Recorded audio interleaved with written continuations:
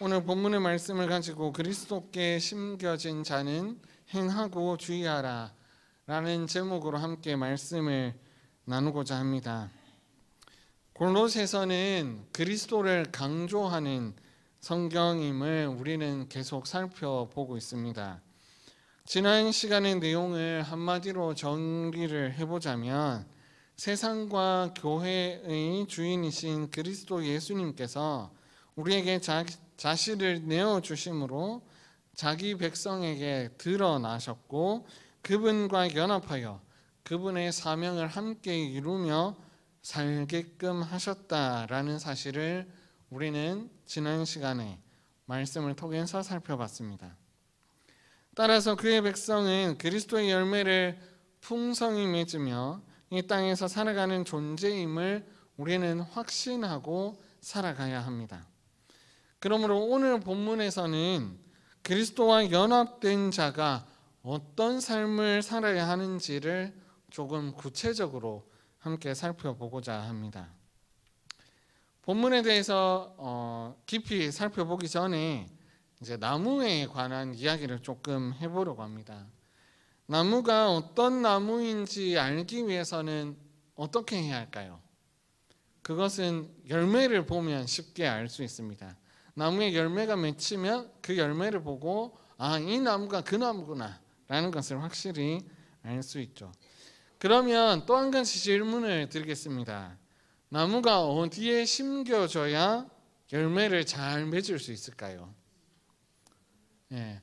좋은 데 심겨야 합니다. 양분도 많고 물도 잘 흘러서 영양분이 고루 흘러나와서 거기에서 맺을 수 있는 좋은 열매가 맺어져야지만이 이제 좋은 열매를 우리가 먹을 수 있게 되는 거죠. 만약에 양분이 없는 땅이라면 키도 자라지 않고 열매도 제대로 자라지 못하게 될 겁니다. 그러니 나무는 좋은 곳에 그리고 양분이 많은 곳에 심겨져야 잘 자라는데 사람은 어떨까요? 사람도 마찬가지입니다. 좋은 곳에서 뿌리를 받고 자라나지 않는다면 사람도 그렇게 될 수 없죠. 좋은 사람으로 자라기가 어렵습니다. 그래서 오늘 본문을 통해 어디에 사람이 심겨져야 잘 자라는지 그리고 이 일을 위해서 무엇을 해야 하는지를 함께 살펴보고자 합니다. 오늘 본문을 크게 좀 살펴보면요, 두 가지의 명령과 그 명령을 행할 수 있는 근거로 이렇게 나눌 수가 있습니다. 그래서 명령을 먼저 살펴보고요, 그 명령을 행할 수 있는 근거가 무엇인지를 좀 살펴보도록 하겠습니다. 두 가지 명령은요 이렇습니다. 첫째는 6절에 행하라 라는 단어이고 둘째는 8절에 주의하라 라는 명령입니다. 그래서 명령은 이 두 가지 동사를 중심으로 살펴볼 때 무엇을 행해야 하는지를 우리가 잘 알 수 있습니다. 사도 바울은요 오늘 본문을 시작하면서 앞에 살펴봤던 것들을 한마디로 정리합니다. 무엇이라 정리하냐면 너희가 그리스도 예수를 주로 받았다고 말합니다. 우리는 그리스도 예수님을 주로 고백하며 그의 몸인 교회로 존재하게 되었습니다. 이런 우리에게 사도 바울은 무엇을 행할지를 가르쳐주고 있는 것입니다. 첫째는 행하는 것인데 그 행하는 것은 네 가지로 정리할 수 있습니다. 7절을 보시면 이렇게 나옵니다. 그 안에서 뿌리를 박는 것, 그리고 세움을 받는 것, 그 다음에 굳게 서는 것, 넘치게 하는 것, 이 네 가지를 행해야 하는 것입니다. 근데 이 네 가지를 다 해야 되겠죠? 이 네 가지를 다 해야 되는데 우리가 할 수 있는 것은 한 가지밖에 없다고 사도 바울은 가르쳐 주는데요. 여기에서 볼 때 우리가 행해야 할 것은 마지막에 나오는 감사함이 넘치게 하라 라는 것을 우리에게 행하라고 말해주고 있습니다. 그러면 그 앞에 있는 세 가지는 무엇일까요?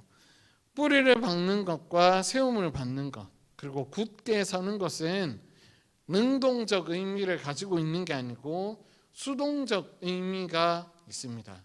그래서 다른 누군가가 나에게 행하게끔 만들어주는 것을 이야기하는데요. 그러면 누가 뿌리를 받게 하고 세움을 받게 하고 굳게 서게 만들어줄까요? 우리를 뿌리를 받고 굳게 서서 자라게 하고 세움을 받고 굳게 서게 하는 분은 딱 한 분 계십니다. 그분이 누구시냐면 바로 우리 아버지 하나님이십니다. 그래서 그 하나님께서 우리를 좋은 곳에 뿌리를 받게 하시고 굳게 세우게 하시고 세움을 받아서 잘 자라게끔 하나님께서 하신다고 말하고 있습니다. 이는 사도 바울이 나는 물을 줄 뿐이요 사도 하나님께서 우리를 자라게 하시는도다 라는 말씀을 통해서 우리는 알 수 있죠. 그래서 이 의미를 가지고 7절을 다시 한번 읽어보면 이렇게 읽어볼 수 있는데요. 하나님께서 우리가 그리스도에게 뿌리를 단단히 내리도록 이미 만들어 주셨고 앞으로 집을 세워가듯 그분 안에서 계속 세워가며 하나님께서 가르침을 받은 대로 믿음 안에서 굳건할 수 있도록 만들어지게끔 해 주시니 너희는 감사함을 넘치게 하라고 사도 바울은 명령하고 있는 것입니다. 그러니 우리는요 감사함이 넘치게 해야 합니다. 감사가 그냥 조금 넘치는 게 아니라 아주 철철 흘러 넘치도록 감사가 넘치게 해야 하는 겁니다. 왜 그렇습니까? 하나님께서 양분이 없어서 죽어가던 우리를 그리스도 예수 안에 뿌리 내리게 하시고 그 안에서 자라게 하시고 굳게 서서 열매를 많이 맺도록 하나님께서 우리에게 역사하셨기 때문입니다. 그러니 우리는 하나님 앞에 감사함으로 감사가 넘치게 해야 되는데 그러면 감사하는 것은 무엇일까요? 바로 하나님께 영광을 다시 돌려드리는 것입니다. 영광을 돌려드린다라고 하니 조금 약간 모호한 것 같기도 합니다. 그러면 구체적으로 어떤 것일까요? 바로 찬송입니다. 이사야 43장 21절에서 하나님께서 우리를 지으신 목적이 나를 찬송하게 하려 함이라 라고 말씀해 주셨습니다. 따라서 우리는 하나님 앞에 찬송해야 하는데 이 찬송하는 일은 하나님께 예배하는 것을 뜻하는 겁니다.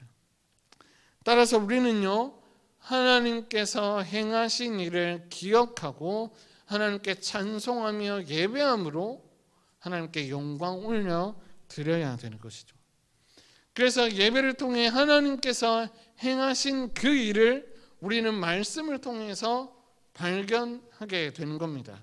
그리고 그 말씀을 통해 발견한 그 하나님의 역사하심을 다시금 하나님께 찬송하며 예배함으로써 하나님께 영광 올려 드리게 되는 것이죠. 그러니 우리가 하나님 앞에서 그리스도를 주로 받았으면 해야 할 것은 바로 예배인 것입니다. 그 예배를 통해 하나님께서 행하신 것들을 풍성히 누릴 때에야 하나님께 온전히 영광 올려드리며 삶 가운데 열매를 맺어갈 수 있는 것이죠. 그러니 사랑하는 여러분, 하나님께서 여러분 삶 가운데 행하신 일을 풍성히 예배 가운데서 누리시기를 바랍니다. 뿐만 아니라 예배를 통해 하나님께서 내 삶 가운데 역사하신 것을 깊이 깨달아 다시금 하나님께 찬송하며 예배하는 저와 여러분 되었으면 좋겠습니다. 둘째는 성도라면 그리스도를 주로 받았으면 주의하며 살아야 합니다. 무엇을 주의하며 살아야 할까요? 8절을 보면 이렇게 말합니다. 누가 철학과 헛된 속임수로 너희를 사로잡을까 주의하라고 말씀합니다. 여기서 말하는 철학과 헛된 속임수는 사람의 전통과 세상의 초등학문과 같은 의미입니다. 즉 세상의 지혜라 통칭할 수 있을 것 같은데요, 이 모든 것이 헛되다고 이야기해주고 있습니다. 왜냐하면 사람의 전통과 세상의 초등학문은 속은 비어있고 껍데기만 있기 때문입니다. 왜 텅 비어있고 껍데기만 있을까요? 그 이유는 사람의 전통과 세상의 초등학문은 이 세상에 영원할 수 없기 때문입니다. 유한할 뿐 영원하지 않습니다. 그 당시에는 철학과 헛된 속임수, 이것이 뜻하는 것은 당시 헬라와 유다 세계에 존재했던 다양한 삶의 체계와 지혜, 교훈 등을 가리킵니다. 특별히 골로새 교회의 성도들의 배경을 따라서 보면 유대인으로부터 시작된 율법주의적 전통을 뜻하는 것이죠. 예를 들면 할례나 절기나 안식일 같은 규례를 뜻합니다. 그런데 거기에서도 더 특별히 신비주의적 요소들을 가지고 있었는데 그것을 하지 말라고 말해주고 있습니다.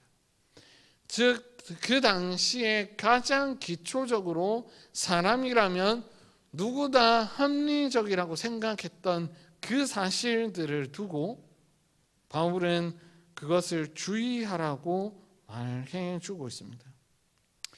그 사실은 영원하지 않고 불완전하기 때문에 그렇습니다.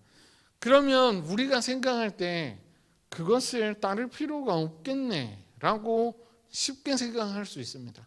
에이, 누가 세상의 지혜와 누가 세상의 철학과 누가 세상의 학문을 우리가 따르겠어. 우리는 하나님의 말씀만 따라 살지 그것을 따르지 않아 라고 이야기하지만 우리는 그것을 따라 살아갈 때가 많이 있습니다. 예를 한번 들어보겠습니다.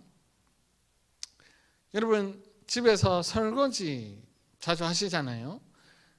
네, 설거지 하시잖아요. 근데 그 설거지가 지금에는 거지할 때 거지로 바뀌었지만 전에는 설거지로 이제 표기를 했었지 않습니까?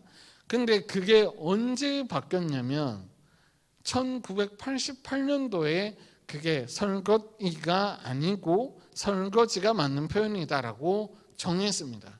근데 제가 87년도에 태어났거든요.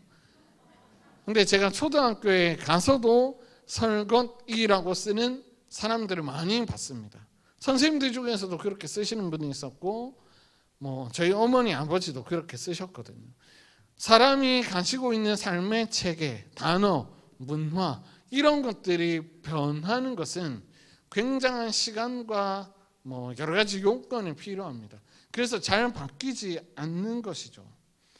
근데 그런 것들을 지금에야 설거지라고 쓰는 사람이 없기 때문에 안 쓰는데 지금 설거지라고 쓰는 사람이 있으면 우리가 다 어떻게 쳐다봅니까? 에이, 그거 틀렸지. 그렇게 쓰면 어떻게 이렇게 말하지 않습니까? 대부분의 사람들이 하고 있는 것을 따라하는 게 더 쉽습니다. 왜냐하면 그게 영원하고 맞는 것처럼 보이기 때문이죠. 그런데 세상의 지혜와 세상의 초등학문이 딱 그렇다라는 겁니다. 우리가 살고 있는 이 삶 속에서도 여러 가지 세상의 지혜와 초등학문이 우리를 감싸고 있기 때문에 왠지 그것을 하지 않으면 안 될 것 같은 느낌을 우리가 굉장히 많이 받습니다. 즉 아주 매력적이라고 할 수 있겠죠. 따라서 우리는 그 세상의 매력적인 사람의 전통과 초등학문을 주의할 필요가 있는 것입니다. 왜 주의해야만 합니까? 왜냐하면 그 세상의 초등학문과 사람의 전통은 그리스도를 따르지 못하게끔 만들기 때문에 그렇습니다. 그러니 우리는 그리스도를 따르지 못하게 하는 사람의 전통과 세상의 초등학문은 주의하여야 하고 그것을 가감히 버려야 하는 것입니다. 그래서 우리는 그리스도를 주로 받았습니다. 그러니 우리의 머리 대신 그리스도만을 바라보고 살아가야 하는 게 우리 성도의 삶의 모습인 것이죠. 그러니 사랑하는 성도 여러분, 그리스도와 연합한 자로서 세상의 초등학문과 사람의 전통을 주의하시며 이 세상 가운데서 하나님의 백성답게 살아가시는 저와 여러분 되기를 간절히 소원합니다. 우리가 그리스도에게 심겨진 자로서 하나님을 찬송하고 세상의 것을 주의해야 함을 우리는 살펴보았습니다. 근데 왜 우리가 이런 존재가 되었을까요? 왜 그걸 해야 되지? 하는 생각을 좀 해봐야 합니다. 왜 그렇습니까? 바로 예수님 때문입니다. 예수님께서는요, 세상의 초등학문과 사람의 전통과는 다릅니다. 9절에 보면 주로 고백한, 우리가 그리스도 예수님을 주로 고백한 예수님은 충만하십니다. 무엇으로 충만하십니까? 신성으로 충만하십니다. 그냥 가득 차 있는 정도가 아니라 철철 흘러 넘칠 정도로 가득 차 있습니다. 그러니 헛되고 텅텅 비어있는 껍데기만 있는 세상의 초등학문과는 전혀 반대의 모습을 가지고 계시죠. 그래서 그 예수님께서는요, 신성이 충만하셔서 영원하시며 우리 가운데 늘 함께해 주실 수 있습니다. 그리고 죽으셨고 그러나 부활하셨습니다. 그래서 통치자와 권세자들의 머리가 되셔서 이 땅 가운데서 주권을 가지고 세상 가운데서 역사하고 계시고 있으십니다. 근데 그 일이요, 누구에게 일어났냐면 바로 저에게, 그리고 저와 여러분에게 일어났다라는 겁니다. 여러분, 우리는 원래 어떤 사람이었습니까? 13절에 보면 무할례로 죽었던 자들입니다. 흑암의 권세 아래 놓여서 사망을 노래하면서 사망 안에서 거하던 자들이 바로 우리였습니다. 사탄의 종노릇하며 죄만 행하던 우리들이었는데 예수 그리스도께서 이 땅에 육체를 입고 오셔서 죽으시고 부활하심으로써 승리하시고 그 가운데로 어둠 가운데 살고 있던 우리들을 빛 가운데로 불러주셨습니다. 우리를 살리시기 위해서 예수님은 단 한순간도 망설이지 않으시고 우리 가운데 그 일들을 행하셨던 겁니다. 그래서 오늘 고린도서 본문 11절에서는 육의 몸을 벗는 것과 그리스도의 할례를 통해서 우리에게 구원과 생명을 주셨다고 말했습니다. 그리스도께서 죽으신 이유는 다른 것이 아닙니다. 우리의 죄 때문입니다. 우리가 죄만 지었던 그 결과로 죽을 수밖에 없었는데 그 죄를 예수님께서 모든 걸 짊어지시고 하나님의 진노를 모두 뒤집어 쓰셨습니다. 그리고 신성으로 충만하신 그리스도께서 죽음을 경험하시고 장사됨을 당하셨지만 14절에 죽으셨습니다. 왜 이렇게 하셨습니까? 14절에 보면 우리에게 불리한 법조문이 쓰여졌는데 그 법조문을 제하여 버리기 위해서 그렇게 하셨다고 합니다. 법조문이라고 하면 우리가 흔히 율법 이런 걸 생각할 수 있는데요, 율법이 아니고요, 검사가 죄인의 죄 목록을 적는 기소장을 뜻하는 겁니다. 그래서 우리의 죄가 낱낱이 적혀 있는 그 기소장을 없애버리기 위해서 예수님께서 죽으시고 십자가에서 하나님의 진노를 경험하셨다라는 겁니다.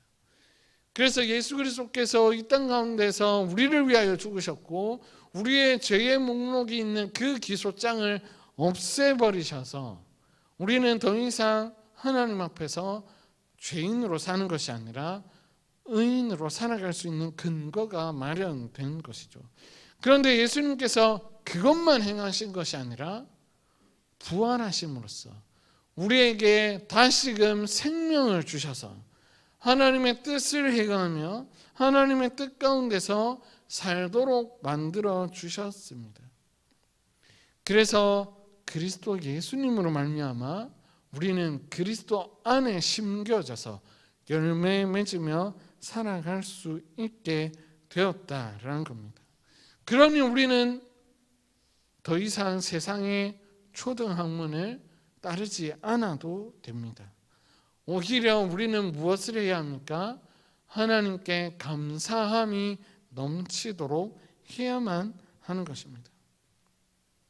사랑하는 여러분, 우리가 이 사실을 매 예배 시간마다 하나님의 말씀을 통해서 깨닫고 기억하고 있습니다.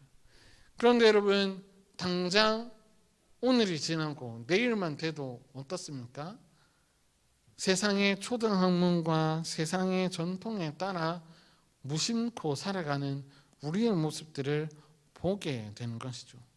그러니 우리가 기억해야 할 것이 무엇이겠습니까? 바로 우리가 그리스도 안에 심기어졌다라는 것을 꼭 기억해야만 하는 것입니다.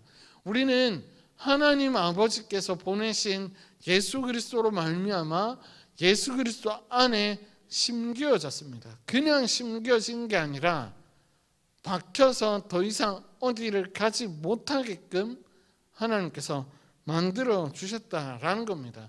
그러니 사랑하는 여러분, 유혹이 우리 가운데 혹여나 올지라도 그것을 그리스도를 기억하심으로써 넉넉히 이기고 살아가시는 저와 여러분 되기를 간절히 소원합니다. 그렇게 될 때에 우리 또한 그리스도 안에서 수많은 열매를 맺고 살아갈 수 있을 것입니다. 사랑하는 성도 여러분, 말씀을 맺고자 합니다. 여러분, 시편 1편 잘 아시죠? 복 있는 사람에 관해서 나오는 이야기입니다. 복 있는 사람은 어디에 심겨진 나무와 같다고 말하고 있냐면 시냇가에 심기운 나무와 같다고 말해주고 있습니다. 근데 그 사실이 어디에도 나오냐면요, 요한계시록에도 나오고 있습니다. 마지막에 보면 강이 흐르는데 거기에 심겨진 나무가 있는데 그 나무는 생명나무요, 그 열매가 풍성하다 말해주고 있습니다. 그게 성도의 모습이라는 것입니다. 시냇가에 심기운 나무처럼 열매를 풍성히 맺으며 살아가는 게 성도의 모습임을 우리는 성경에서 계속해서 알 수 있습니다. 그러니 우리가 어디에 심겨졌는 것을 기억해야 할까요? 바로 그리스도 예수님 안에 심겨져 있다. 근데 내가 심겨지려고 노력한 것이 아니라 하나님 아버지께서 흑암 가운데 죽어가던 우리를 흑암에서 뽑아서 그리스도 예수 안에 박히게끔 만들어 주셨다라는 겁니다. 이 사실을 기억하며 살아가시는 저와 여러분 되었으면 좋겠습니다. 뿐만 아니라 그 사실을 기억함으로 말미암아 하나님께서 행하신 그 일이 너무 기쁘고 즐겁고 행복해서 하나님께 찬송하며 예배하는 우리들 되기를 소원합니다. 뿐만 아니라 더 이상 세상의 지혜와 전통의 노예가 되는 것이 아니라 하나님 말씀을 따라서 하나님의 뜻에 따라 삶으로 말미암아 하나님의 열매를 풍성히 맺으며 살아가시는 저와 여러분 되기를 간절히 소원합니다.